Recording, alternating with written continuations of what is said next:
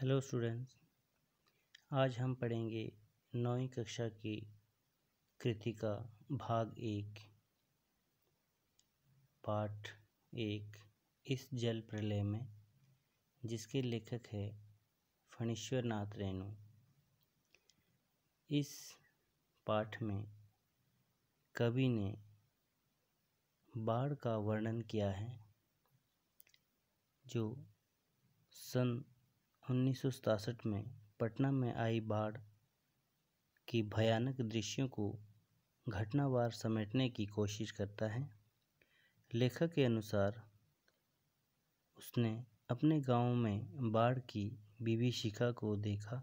विभीषिका मतलब भयानक, भय, डर। लेकिन पटना में आई इस बाढ़ को उसने शहर के आदमी की हैसियत से भोगा। लेखक पटना के गोलवर इलाके में रहता है। पटना की ऐतिहासिक बाढ़। पटना में 18 घंटे लगातार बारिश हुई। पटना का पश्चिमी इलाका छाती भर पानी में डूब गया। लोग अपने अपने घरों में ईंधन, आलू, मोमबत्ती, दियासलाई, सिगरेट, पीने का पानी और कंपोज की गोलियां लिए बाढ़ के उतरने का इंतजार कर रहे हैं।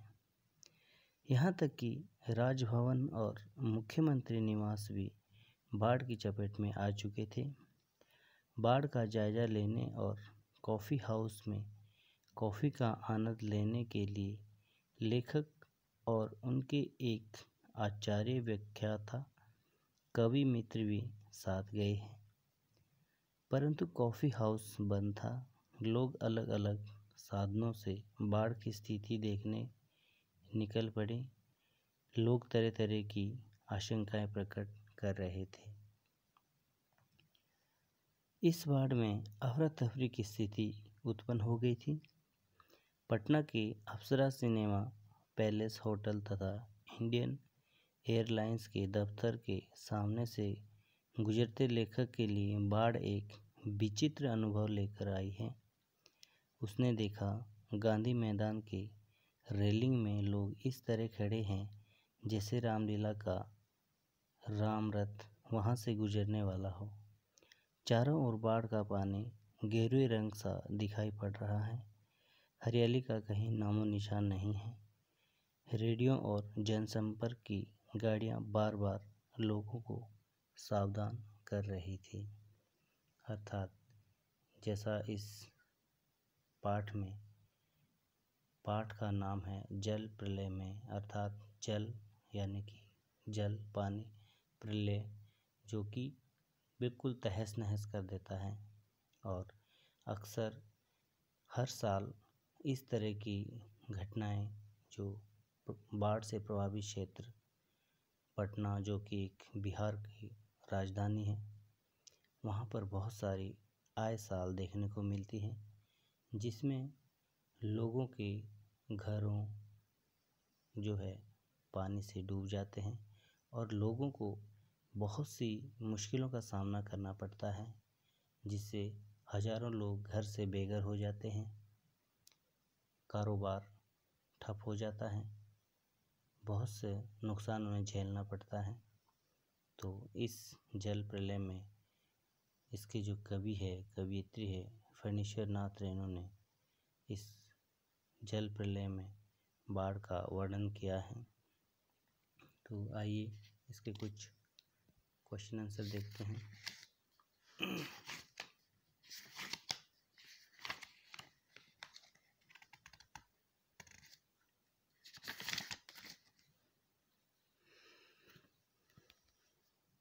सबसे पहला क्वेश्चन है, बाढ़ की खबर सुनकर लोग किस तरह की तैयारियां करने लगे।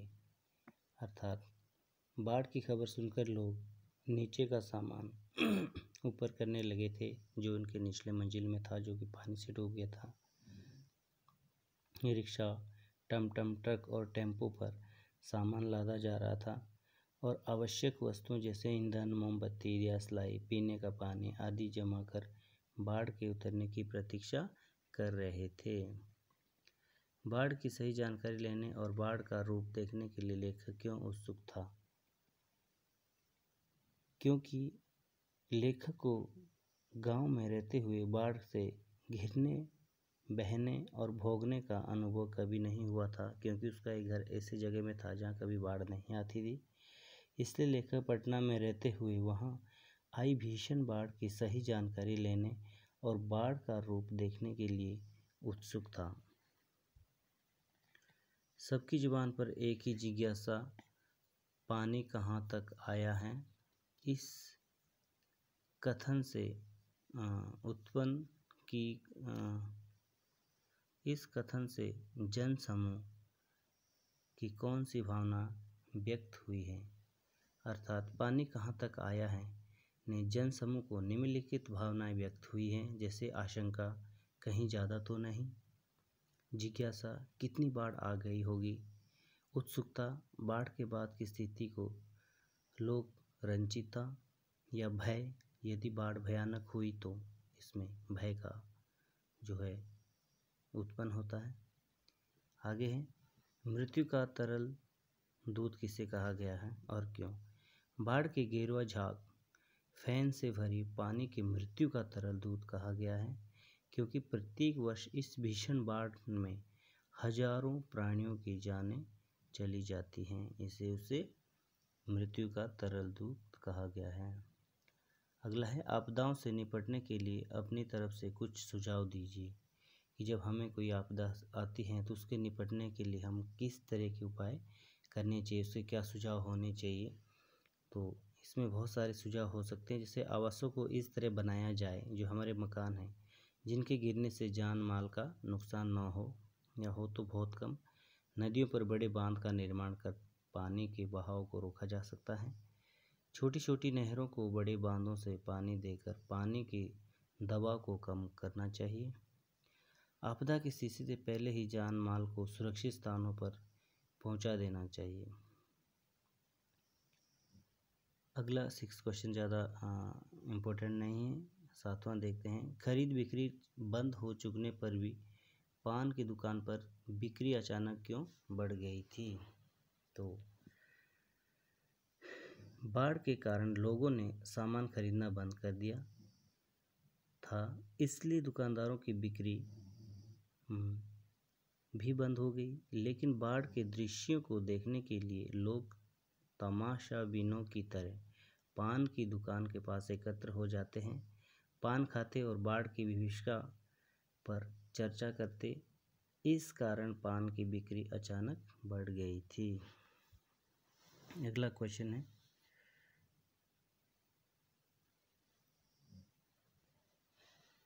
जब 8वां क्वेश्चन है, जब लेखक को यह एहसास हुआ कि उसके इलाके में भी पानी घुसने की संभावना है, तो उसने क्या क्या प्रबंध किए? लेखक को जब यह एहसास हुआ कि इसके इलाके में भी पानी घुसने की संभावना है, तो उसने ईंधन, आलू, मोमबत्ती, दियासलाई, सिगरेट, पीने का पानी और कंपोस्ट की गोलियां जमा कर बैठ गए और बाढ़ की प्रतीक्षा करने लगा था। जो प्राथमिक रूप से किसी भी चीज़ की ज़रूरत होती है वो उन्हें संभाल कर रखी। आगे, बाढ़ पीड़ित क्षेत्र में कौन कौन सी बीमारियों के फैलने का आशंका रहती है? ये बहुत ही इम्पोर्टेंट है। जैसे आपको भी पता होगा, जब बाढ़ आती है तो गंदा पानी उसमें बह के आ जाता है, तो इसमें कौन कौन सी बीमारियां होने का आशंका है? जैसे हैजा है, मलेरिया है, अंत्रशोथ है, बहुत सारी ऐसी बीमारी हैं जो कि इसमें फैलने की आशंका रहती है। अगला क्वेश्चन है, नौजवान के पानी में उतरते ही कुत्ता भी पानी में कूद गया। दोनों ने किन भावनाओं को वशीभूत होकर ऐसा किया? मनुष्य और इस क्वेश्चन में जो एक मनुष्य और पशु की जो संबंध है उसके बारे में बताया है कि इनका जो संबंध है बहुत पुराना है। दोनों का यह संबंध न केवल आर्थिक है बल्कि भावनात्मक भी है। इस संस्मरण में उसी भावनात्मक लगाव को दर्शाया गया है। जब बीमार नौजवान पानी में उतर पड़ता है तब कुत्ता भी पानी में कूद गया था, क्योंकि जितना प्रेम नौजवान को उस कुत्ते से था उतना ही प्रेम उस कुत्ते को भी अपने मालिक से था। इसलिए इस क्वेश्चन में इस एक कुत्ते और एक इंसान के बीच का जो संबंध है वो बहुत पुराना है, इसमें व्यक्त किया गया है।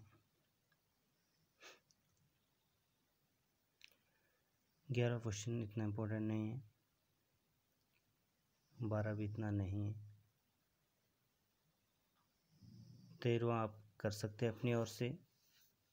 अपनी देखी सुनी किसी आपदा का वर्णन कीजिए। आपदा किसी भी प्रकार की हो सकती है, बाढ़ हो सकती है, भूकंप हो सकता है, बिजली का गिरना हो सकता है।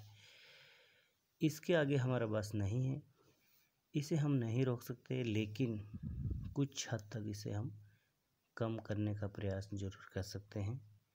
तो बच्चों, आज हमने इस का पहला चैप्टर कंप्लीट हो चुका है।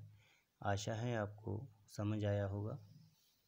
इसका PDF मैं आपको पहले ही भेज चुका हूँ और इस अध्याय को ध्यान से पढ़िएगा और इस क्वेश्चन आंसर को अपने नोटबुक पर फेयर नोटबुक पर करिएगा और मुझे चेक कराइएगा। Thank you.